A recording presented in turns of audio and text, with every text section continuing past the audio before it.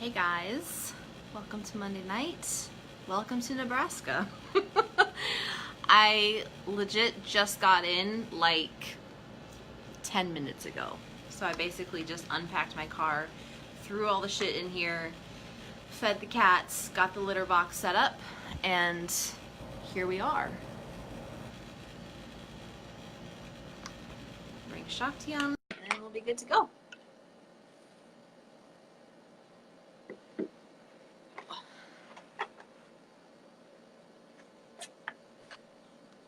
Again, Hey! I have no idea how I look. I was like, oh God. Girl, I didn't either. I was like, I've been legit traveling for, 12 hours. Yeah. That moment of terror when the camera goes on and you're like, oh my God, what do I look like? I didn't even check. Oh. Yeah, I don't know. I was like, you know what? People are getting what I have today. And then when I showed up, I was like, I look good for traveling for fucking 12 Yeah. Your hours. hair is bomb right now. It looks cute. Second day hair, you know? So. Oh, that's the best. I'm on like fourth, so I'm not so cute. It's why it's in this tiny, useless ponytail that you see. It's definitely time for me to do there's a big process with washing my hair since it's dyed, so I'm like avoid it at all cost. And then I hear you. finally I have to do it.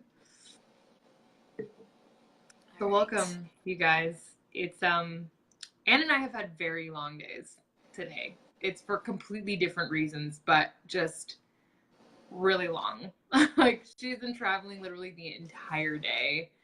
I received some intense news this morning that floored me and has since that like led me down this crazy understanding of grief and like epiphany shit happening, and it's almost felt like out of body all day for me. Like I'm like, am I on the earth? I think I'm on the earth.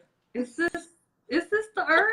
Like, I'm seriously like, when I was at work, it felt like I was in another dimension because that spa music was playing in the back. You know, like I'm in this room with this like really fluty music happening, and then I'm having these revelations, and I'm like, where am I? Like, I'm pretty sure I'm still at my job, but I don't know. It was intense, to say the least. So that's that we're coming to you from that place right now. Yep. Yeah, I haven't eaten dinner yet. Luckily, I've eaten since on the road, but I'm like, I haven't had dinner yet either. So tonight is going to be a short one, you guys. I know we started late, but we are ending on time because, like Shakti said, we've both had a day.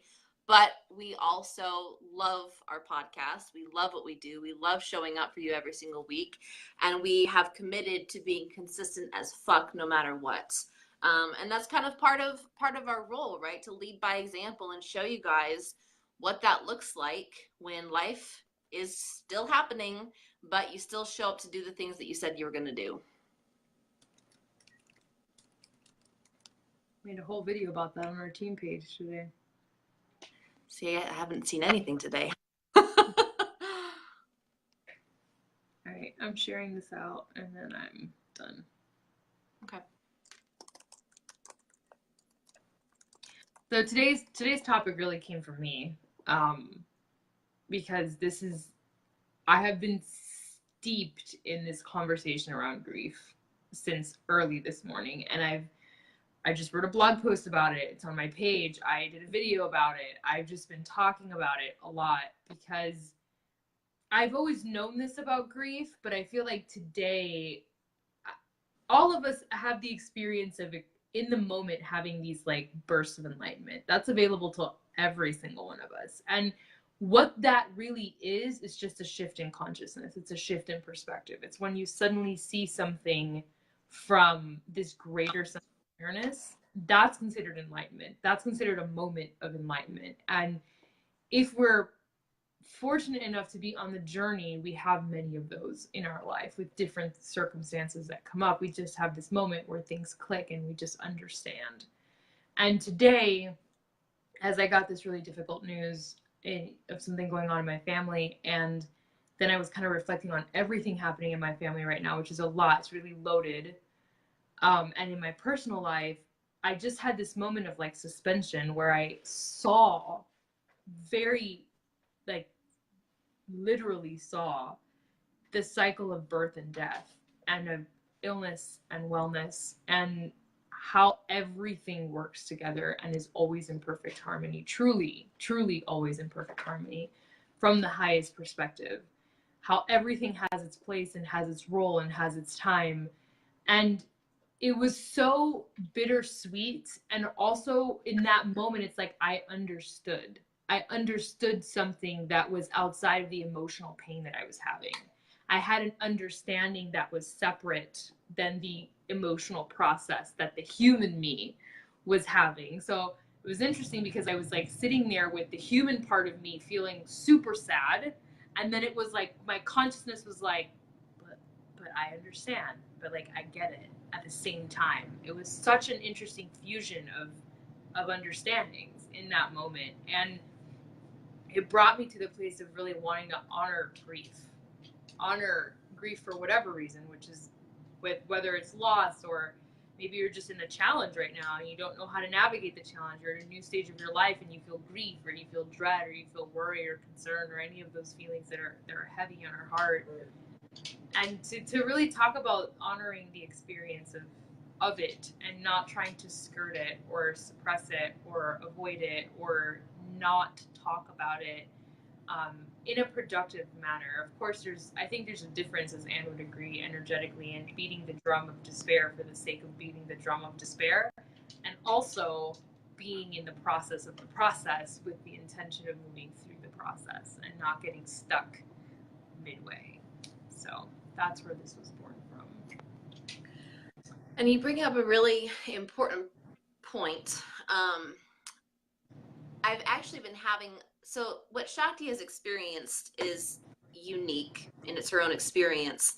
But this topic of grief, and not just specifically grief, but the balance, as Shakti just said, of how do we honor our feelings? How do we honor our experience without staying stuck in that, right?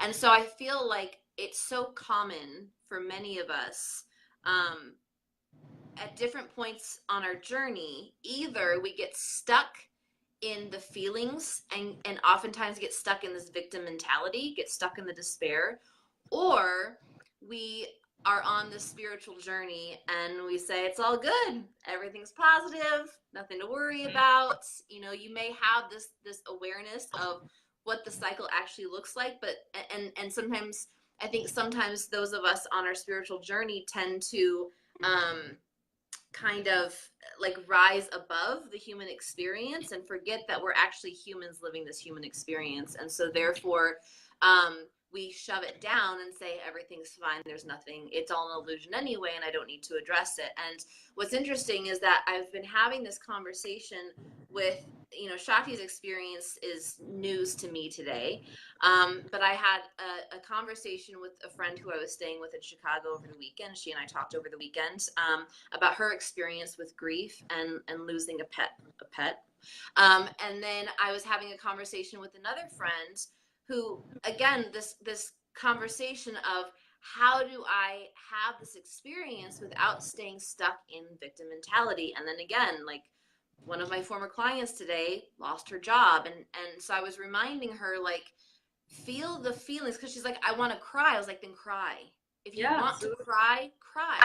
If you have feelings, feel them. If you're feeling fear, feel fear. Just don't get stuck there. There's a big difference. And so, and I've been very aware in my own experience as well. And again, my experience is very different from what Shakti is experiencing right now. But I too am going through this process of grief, of, you know, I was just in Chicago and I had the awareness of this is an entire life, an entire version of myself who I left a year ago, you know? And there was a part of me that really missed that life. There was a part of me that really missed that experience. And I'm really fortunate that I grew up with my stepmom who had this awareness of loss, and that any change in our life is loss. Even positive change in our life is loss. Even positive change in your life is, there's going to be some sort of grieving there. Absolutely. But oftentimes we have this, maybe even a positive experience, right? Like living on the road is a positive experience, but I'm still grieving my former life.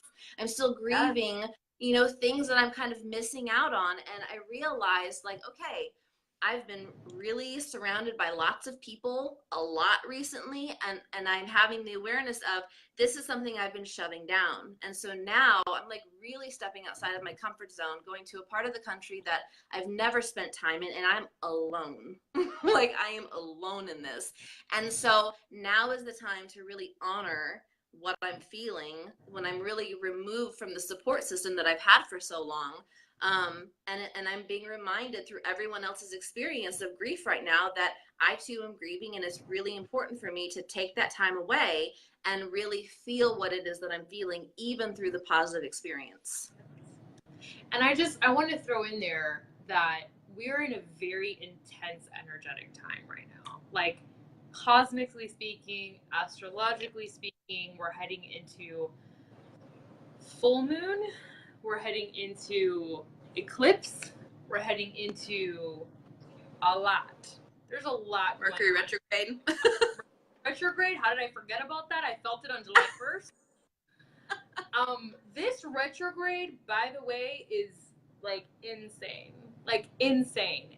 If things are blowing up in your life, your family's gone insane, your car blew up, you lost your job, that is perfectly normal. You are on the page with the rest of us, okay?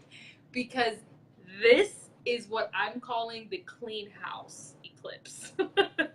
The clean house eclipse is what I'm going to call it, because even though I haven't done my research and I haven't looked it up and I haven't done what I usually do when it comes to moon time and eclipses, I have been in, like, deeply in that energy all day long. And I can tell you by our friends' experiences, by our own experiences, that this is the time of deep upheaval. Deep upheaval. And it is happening in our families the most. I'm seeing families explode left and right.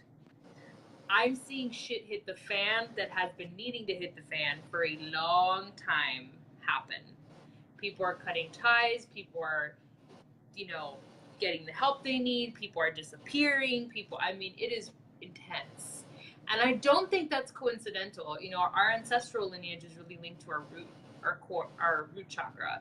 And I feel like there's like this massive cleansing that's going from the base up right now to kind of elevate our consciousness and really free us of these stories and these lineages and these karmic patterns that we're just traveling with, from everybody in our family and from our past baggage in general. So if you are feeling this on any level, anything that we're talking about when it comes to grief or loss or even positive change, when you said that, Anna, I was like, that's so accurate. The birth of my son is the perfect example.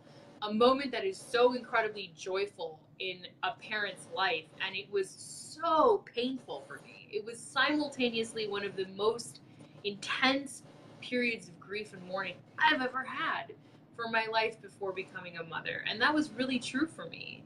And it was really joyful to have my son, to experience my son. You know what I mean? Like, it's both. It's both and it's everything. And that's the message that I received. It's like grief really is the guide to joy.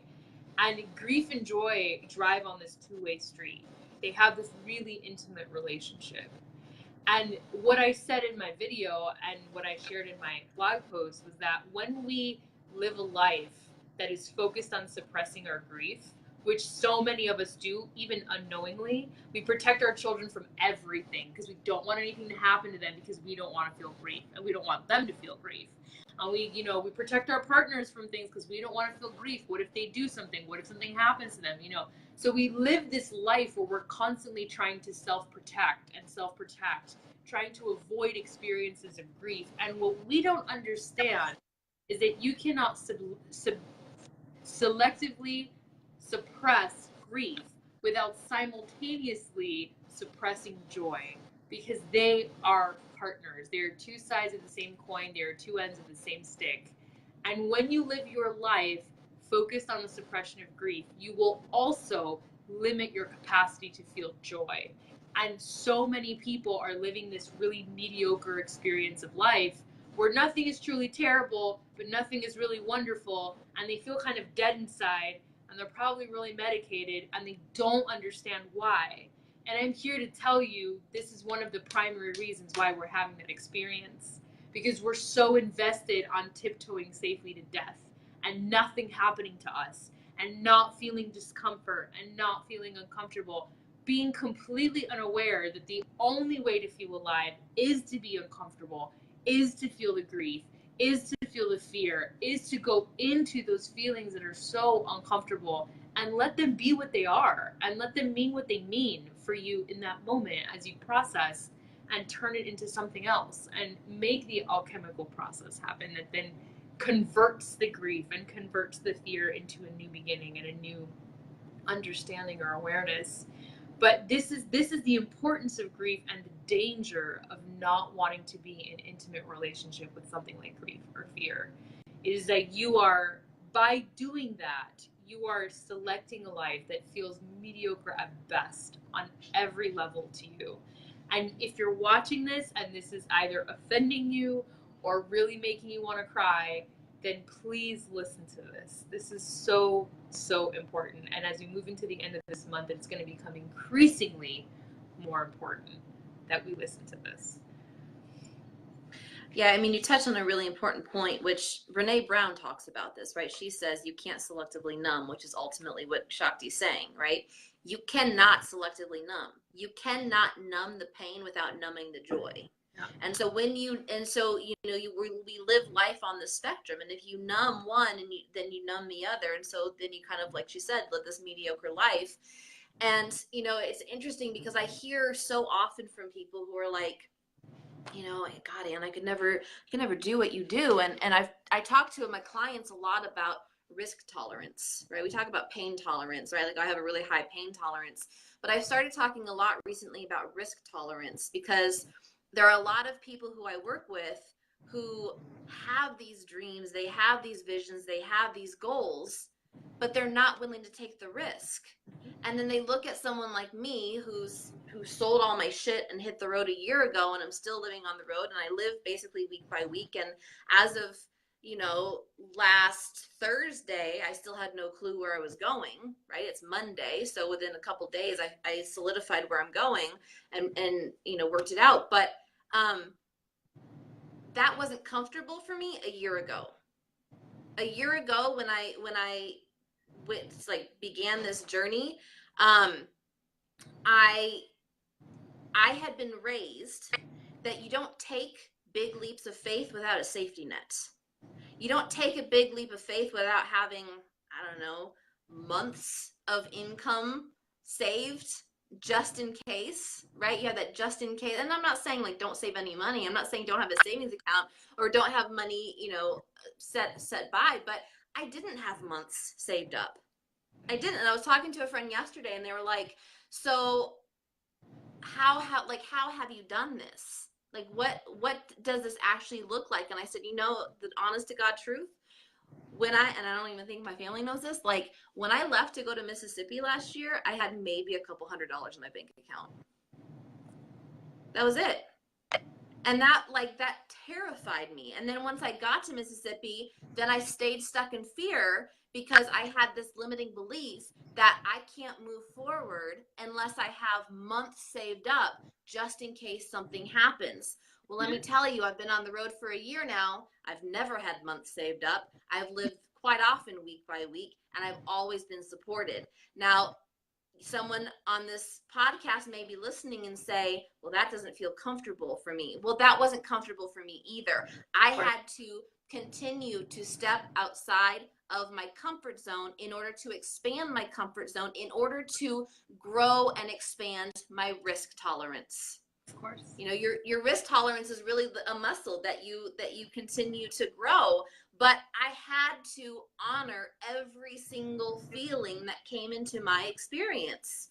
I can't expand my risk tolerance and live this life if I'm shoving it down and numbing. I can't. God, that's like every conversation I have about being a coach, a fitness coach. Like, so many people look at me and are like, what? Like, I can't do what you're doing. Like, you are just like slaying life right now. And fuck yes, I am. Let me just make that real clear. I am slaying life right now, even in my grief process, even in my suffering. I'm slaying life right now. But that was a fucking choice. That was not like, this is so comfortable for me, starting an online business that I know nothing about and totally unfamiliar with the model, and I have no idea what I'm doing, and I'm depressed and I'm anxious and I'm totally gonna rock this business. That was not my mentality when I came into this business. I was terrified of everything, and you know, you were my sponsor. I was terrified of everything. I was like, I don't know how to do this. There's so much information here. How am I ever gonna figure this out? And then it was like, oh, my anxiety is so bad. I just want to cry. And sometimes I'd get on team calls and I would just cry my eyes out. And that was the reality of where I was. But my risk tolerance got slightly higher and slightly higher and slightly higher. And I began to just look a little bit further and believe a little bit more and go into the fear and go into the discomfort and sit with it and think about it and go to Anne and go to other people and ask them questions. And I got curious about my discomfort and I got curious about my fear. And instead of letting those things minimize me and keep me from what I now have, which is an incredibly beautiful business, a team that I adore, clients that I love, and work that is so meaningful and purposeful and fruitful, instead of letting those things keep me from that, I just raised my risk tolerance. That's what I did. I just got more uncomfortable. And it's the same way I got results. It's the same way I lost 35 pounds. I increased my risk tolerance of dealing with my emotional eating and my binge eating. It was uncomfortable, and it still is, to tell myself I'm not going to eat that because I don't actually want that. My feelings want that. That's an uncomfortable process to retrain yourself to not do habitual things that have been a crutch for you for a long period of time. But that discomfort is nothing compared to understanding what I'm doing for myself and understanding how much growth is happening on the other side of that. And I think that whole risk tolerance is a perfect part of the conversation of the importance of grief, because it's risky to feel your grief. It's risky to feel your feelings, right? Because like the fear is like, what if I never get out of it? What if I go in there and then terrible shit happens, right? Like, what if I say yes to this opportunity and bomb? Or what if I say yes to feeling my griefs and then I never get above it? You know, that's the type of shit that our ego thinks about when we're considering going into grief, or when we're considering going into something that we're afraid of doing. Is that's the language that it uses. And so our job then becomes to raise our risk tolerance and to become curious about those feelings instead of doing this, which so many of us do. And then we stay small. We watch other people raise their risk tolerance and expand and learn things, and we're like, I want to expand and learn things. And then they're like, why am I not doing that? Well, maybe it's because you didn't raise your risk tolerance. I mean, simple. Yep. And when you talk about the fear and the risk of feeling your feelings, Yeah. you know, Shakti and I have both experienced and suffered from depression. Like, we're both very aware of depression. Very aware of depression, very aware of anxiety, right? Those two things. And there is this, by the way, both of my parents are medicated. Almost my entire family is medicated for anxiety and depression. I just want to throw that out there. Yeah. So, I'm not. Right. And so when you have a history and a family history of experiencing that, right, living a life of anxiety and depression, there is that uncomfortable fear of, what if I start to feel my feelings and then, like Shakti said, I can't get out of it, especially with something like depression, right? And I will say that I really just started learning how to feel my feelings about 2 years ago. Like, I didn't really know how much I wasn't feeling my feelings. Mm-hmm. It was showing up in emotional eating, emotional drinking, codependency, right? And it wasn't until I really learned how to start feeling my feelings and have consistently felt and honored my feelings that I really don't experience depression anymore. I have funks. I have moments of awareness where I start to experience the funk, and I have the awareness of, I know how slippery that slope is, and I know how easily it would be to get into that depression. Mm-hmm. So how do we do that? It's through feeling our feelings. Yep. It's through really listening and honoring and validating, because when you start to numb, when you experience that funk and you're like, well, I resist that because I don't want to experience that. That's when you become more and more disconnected from yourself, and that's when the depression and the anxiety gets worse. Yeah. And let me just say, if you've been experiencing depression for a long time, and you're like, you guys, it sounds real easy on this video what you're saying, but I've been depressed forever, and it's just not that simple. Let me give you a visual. If you take a train going 60,000 miles per hour, to give you a random huge number that makes no sense, down a track, right? And then suddenly you're like, I'm going to do one meditation and I'm going to stop that train. Good fucking luck. One meditation is not going to stop a train that has the momentum of 60,000 miles per hour going down a train track, because it's been doing that forever, going really, really fast. Okay? So one meditation, one workout, one whatever, one yoga class is not going to do shit for your meditation, for your depression, most likely, because you've got so much momentum built up in the opposite direction of where you want to go. So understand that we're not making light of people with chronic depression. We're saying that we have worked for years on navigating, feeling our feelings and stopping the momentum of the train, because once it has momentum, it's really fucking hard to stop the momentum of that train. And it takes day after day after day after day of consistent, focused effort to stop the train and turn it around. Not one time, not 2 times, not 3 times, not 4 times, not 10 times, not 20 times. We're talking 100, 200, 300, 400 tries of doing something in the opposite direction to begin to turn the train around. And it is like anything else in life. If you do it consistently enough, you get the result that you want. If you don't, you don't. And I understand that it's hard to even find the motivation to get the result that you want. That's where a lot of people get stuck. But this is where you have to understand the power that you have between your ears. And if you allow this to go unused and you forget who you are and how incredibly powerful you are, you will find no value in anything that we're saying to you right now.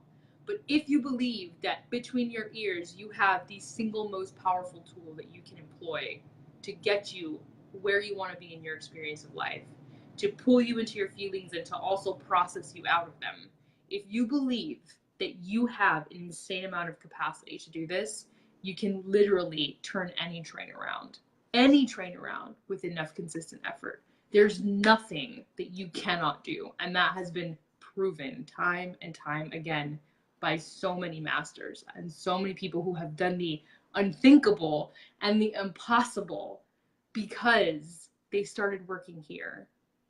I just read a quote from this, it's inside the slide edge, and it was attributed to Abraham Lincoln, where he said, if you give me 6 hours to cut down a tree, I will spend the first 4 sharpening my axe.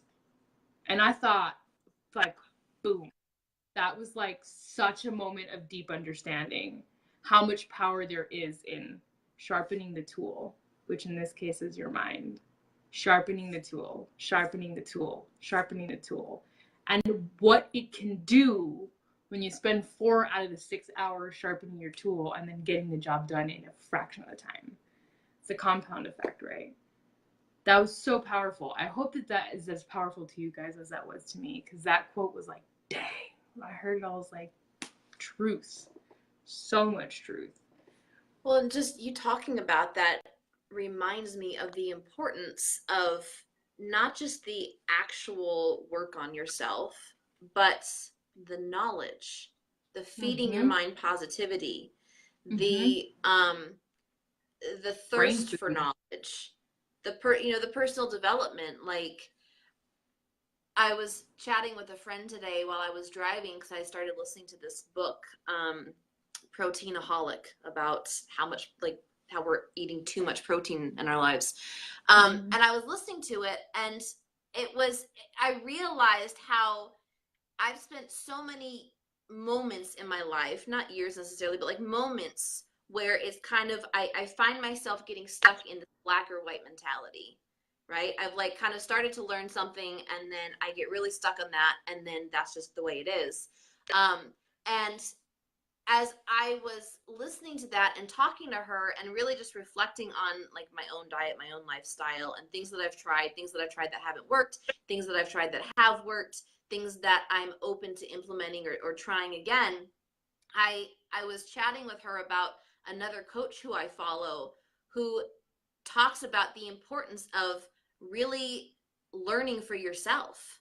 You know, you can look at Mhm. what other people are doing, but the people who are successful spend hours. Like Shakti and I spend hours All listening, day, reading, all day, like every constantly. drive, every moment in the house, every time I'm doing chores, literally eat, breathe, live, learning.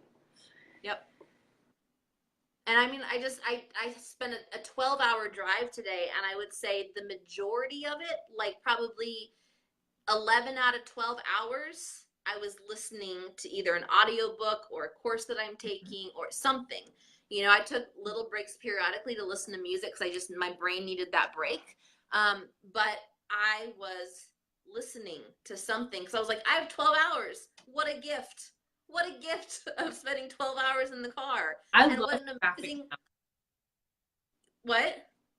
I love traffic now. Traffic is the Yeah, because best. it's like, I mean, what an amazing time, right? To be able to listen to shit. But it's and we've said this multiple times, like you can't just listen to this podcast 1 hour a week and expect your life to change. Like we that's not what we do. We're like literally sitting here telling you what it is that we do on a daily basis and how we have really seen change in our lives, and it's because we are so diligent. Mhm. And I notice that when I'm not feeding my mind positive things and really taking in as much knowledge as possible, that's when ego gets louder, and that's when I go back into my old routine thinking that does not serve me. And so then I listen to something, right? I listen to another book or this course or whatever, and it's like immediately I'm like, oh yeah, that's the power. That's the power that I have. It's amazing how quickly it works. And just so you guys understand why that works and why we do it, you spend the first 0 to 7 years of your life learning through basically osmosis. Your subconscious is just wide open and you are literally absorbing everything around you. Your parents' attitudes, your parents' beliefs, your parents' preferences, anything that you get exposed to, you're just like a sponge. But the next portion of your life, from 7 to about 14, you're learning through habituation, patterning, basically repetition, repetition, repetition, repetition. So that is how you became who you now are. By the time you were 14, you were pretty much solid. And it's like what your general personality is going to be like. Okay. Now, if that is the way you became who you are, that is also the way you can become different than you are. And again, the problem is we don't do it enough. We all quit way too soon, way too early. I'm working with a client right now. She's one of my fitness clients. But her thing that she needs right now is she needs a morning routine. She needs a morning routine. She desperately needs one. So I am holding her accountable to waking up in the morning, getting in her journaling, getting in her prayer time, getting in her meditation, all of that stuff, and then her workout. And she asked me, why in the morning? Well, I'm not a morning person. This was her thing. I'm not a morning person. And I was like, I know you're not a morning person. That doesn't matter. You're gonna be. Like, I don't give a you fuck. it doesn't matter. Do you know why? Because you are setting the tone for the rest of your day. What you do in the first hour, hour and a half when you wake up sets the tone for everything else. And if you don't believe us, do it. This is the work that we do with our clients. And yes, we work on fitness, of course. We work on nutrition, of course. But there's more. Being who we are, we do way more for our clients. And part of it is getting your mind right, getting your spirit right. That's really, really important. What was her response after one day of doing that? She said, it was funny. I wasn't stressed getting my daughter ready for camp and school, and I just felt like I could handle things, and I just didn't have that anxiety that's always gnawing at me. And I'm like, that's one day. That's just one day of you doing this little time, this little getting curious about your feelings and getting curious about your process and spending time with yourself. Just one day. Imagine what 30 days of consistently doing that would do for your entire experience of life. your perspective of life, your perspective of other people. That's like literally all I asked her to do was 10 minutes of reading something, 10 minutes of meditation, 30 minutes of a workout. That's literally all I had her do. And it completely transformed her experience of her day. Okay? Like she's like mind blown right now. One day. So what we're talking to you guys about, it's not that it just works for us. It works for everyone. It works for everyone because we are all wired the same. We are not so different. We really aren't. We've got individual aspects of our being, but we function primarily exactly the same way. And it's all body, mind, and spirit. It always is. Always. And part of feeling your feelings and part of getting curious is doing habits and behaviors and things that are uncomfortable, that require that space for you to get in contact with your feelings. This is why meditation is so powerful. People ask me, how can you stay so poised during really difficult moments? Like today was a really difficult moment. And I made in my stories, I talked about it. I said, thank God I have the practice that I have that teaches me space and teaches me to pause before I respond and teaches me the value of taking a step back and looking at things from a broader perspective, all of which I've honed through meditation, all of which I've honed through my own self-care practice. It's like, how do we get to be masters of our experience of life is through the practice. No one just arrives as a master like, ta-da, here I am, know everything, I'm good. Like we learn to master our human story through experience, through trial and error. And part of that is having that curiosity and being willing to do the things that we who are becoming more and more masters of our experience of reality do, like putting all this knowledge into our minds, like taking time out of our morning to set ourselves up, taking care of our bodies, taking care of our nutrition, etc. Like all of that is part of it. All of it is part of it. And it makes things like dealing with grief a fuck ton easier. Trust me on that. Trust me on that. 100%. I mean, Shakti nailed it, and when she said that her client noticed it after one day, I have worked with many clients, and I require all of my clients to have a morning routine. I don't care if they are a fitness client through Beachbody or a non-fitness client. Because honestly, my non-fitness clients are still fitness clients because I still require them to work out. I don't care if you're doing Beachbody, but you still have to do a morning routine and you still have to work out. So it doesn't really matter which area you work with me in, right? But I have never, ever, I can't count one single person who has implemented a morning routine and said that didn't help. Ever. Yeah. It just is not, it.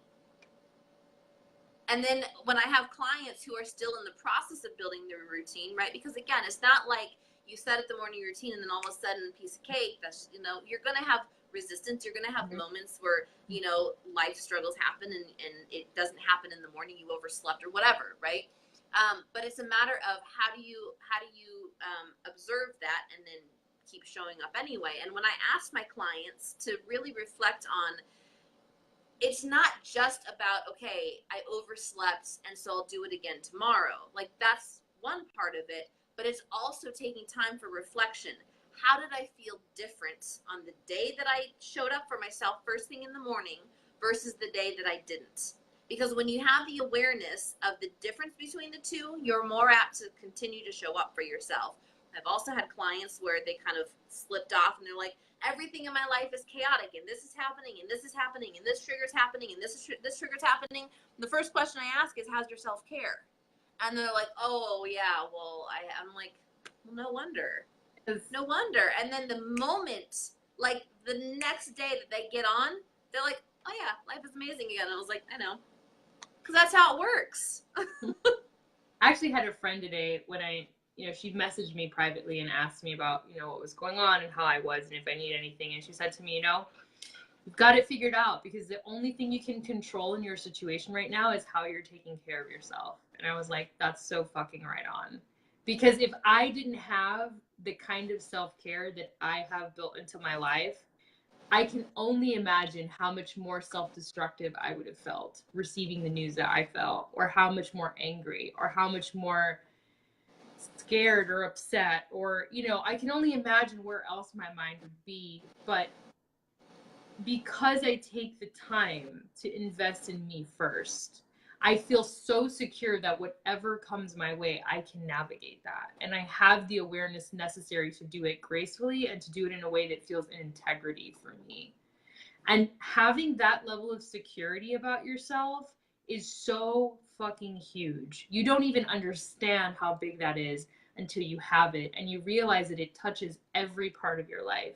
And it makes you so much more confident in your relationships with other people. It increases your risk tolerance because you realize that you have confidence in how you can handle things. It makes you this extremely broad version of yourself that you never even thought you could be, because you deeply trust your ability to handle life. And that means that you deeply trust life. And when that starts to happen, it's fucking magic. Everything turns on. The doors open up. Shit just works. Trust us. We fucking know. We've been doing this. We know.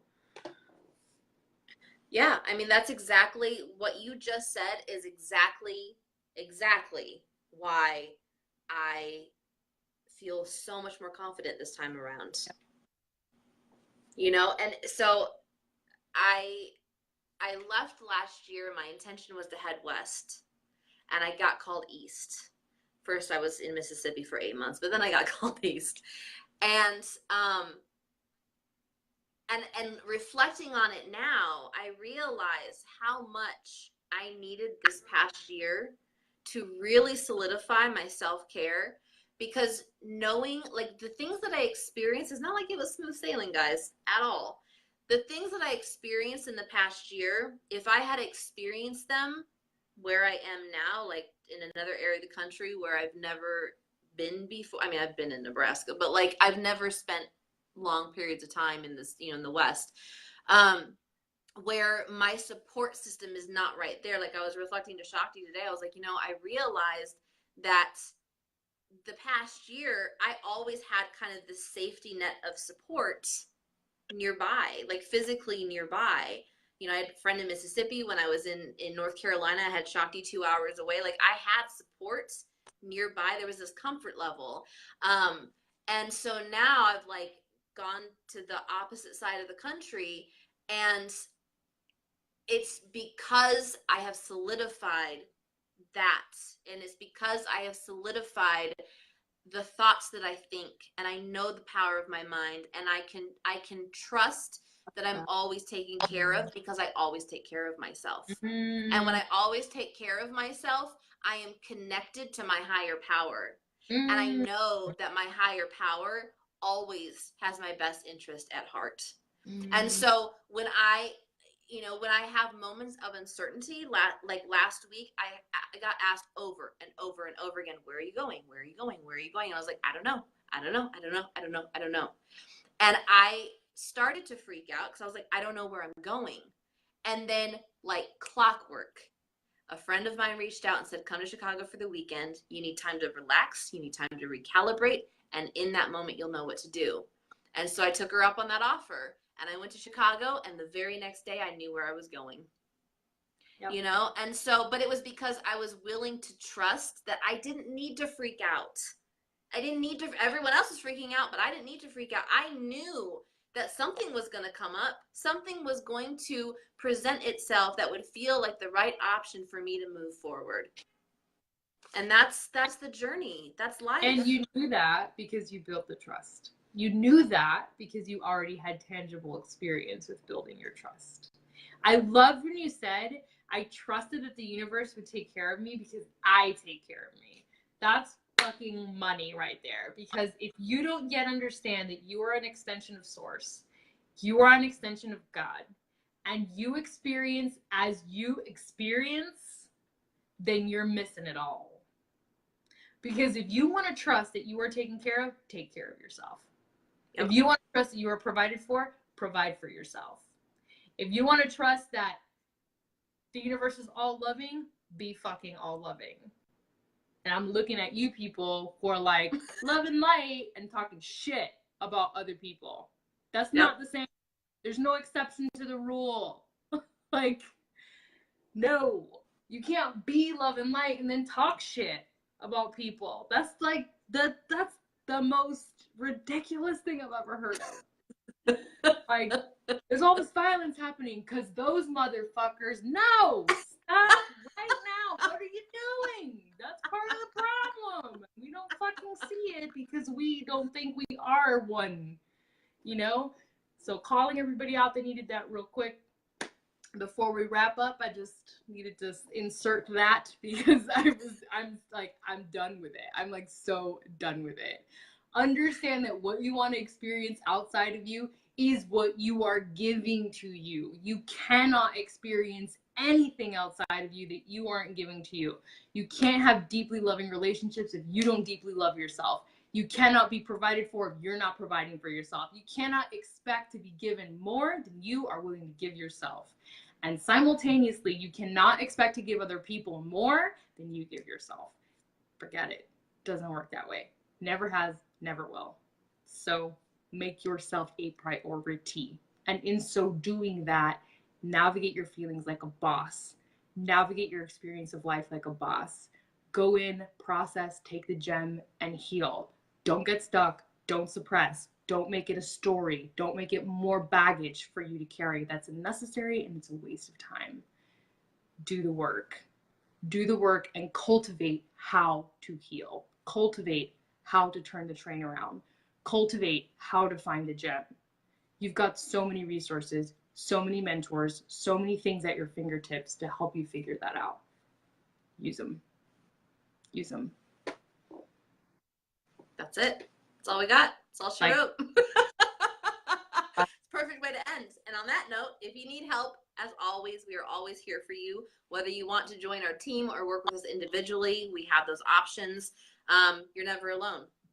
You're never alone. But we don't always know when you need the help. So reach out to us. As always, we will be back again next Monday. Next Monday, I'll be in a new location. So, well, all right. Where are you going to be? Miami. Oh, that's right. I didn't know exactly when you were going. We're traveling together. Alrighty. So next week we'll be coming at you from Miami and New Mexico. Yes. All right, guys. Have a good night. We'll talk to you soon. Bye. Bye.